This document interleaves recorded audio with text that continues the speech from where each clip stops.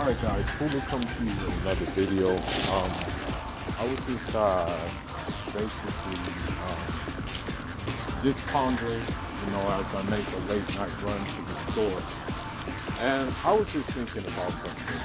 And again, I tend to try not to jump into other people's affairs that aren't my affairs, but that, those affairs could affect my own confidence in one way or another.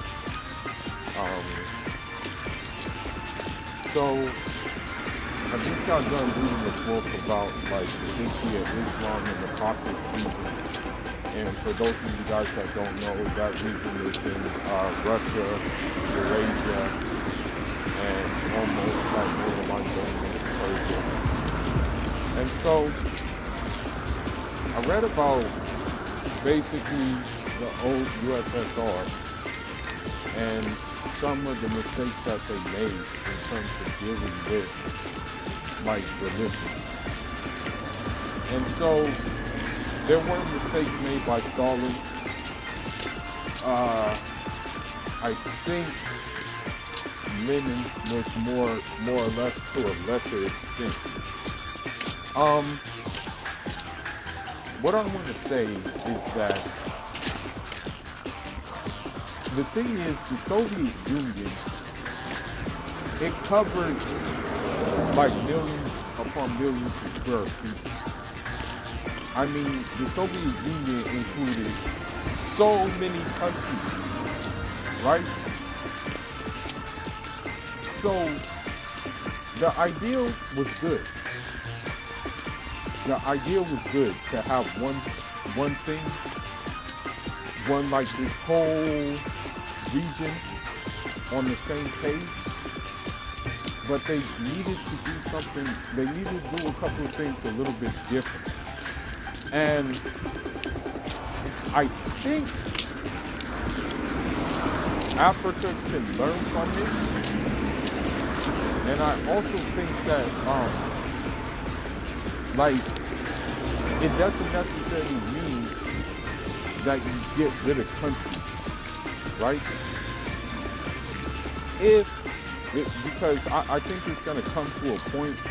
The thing is, okay, here's the thing. With what the United States is doing and their predatory methods when it comes to that region, when it comes to trying to point all NATO weapons at Russia and stuff like that, I think it's going to get to a point where the USSR is going to have to be reestablished. But here's what they need to do differently, in my opinion. This is just my opinion. Number one, you can't really have one headquarters. During the Soviet Union, right? There was only one headquarters. It was in Moscow. And it only had one, I believe it only had one political party. What should be done this time around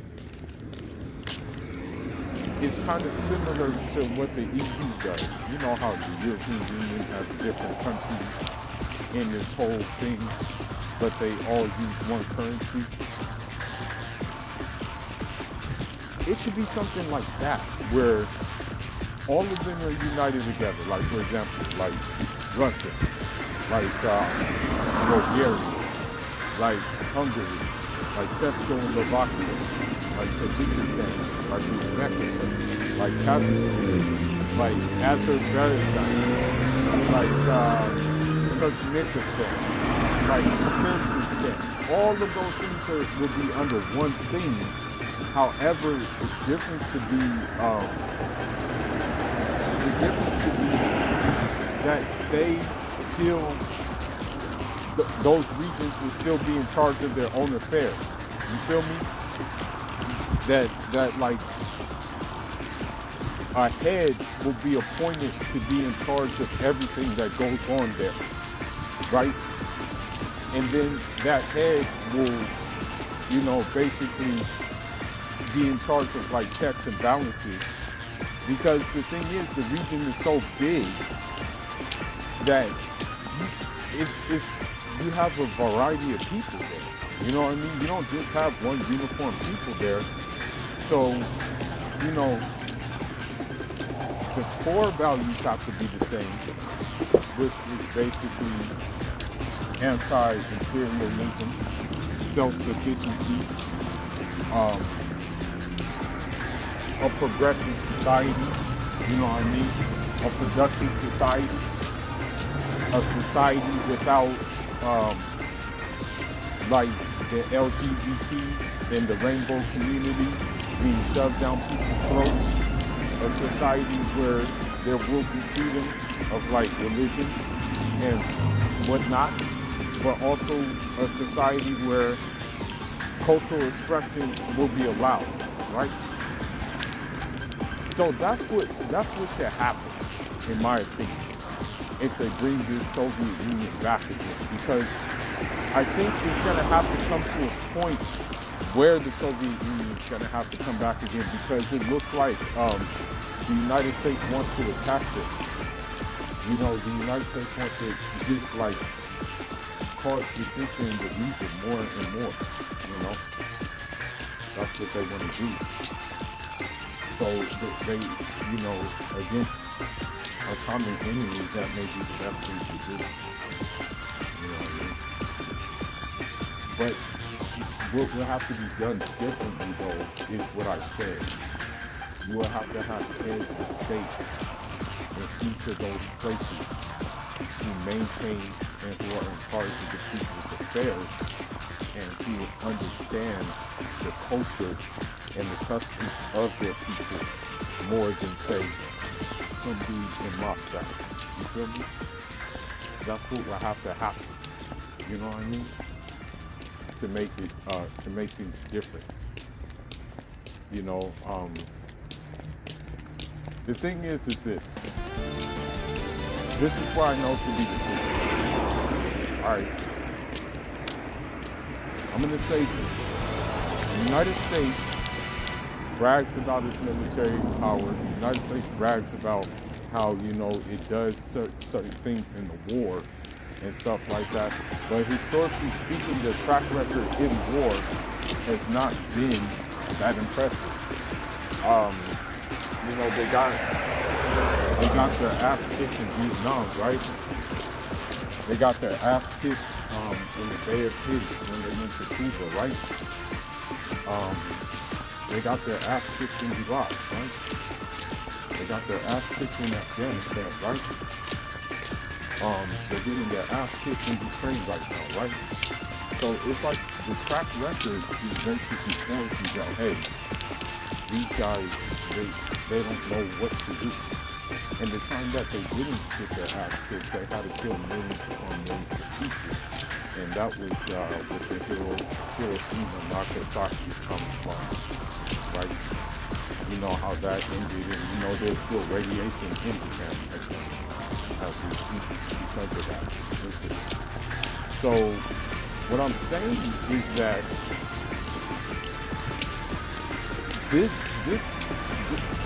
the Soviet Union was brought back together and people will be able to come up with an agreement on how they want to run it in each individual place that was part of the Soviet Union, then I think we can serve to their benefit. Because here's the thing, like,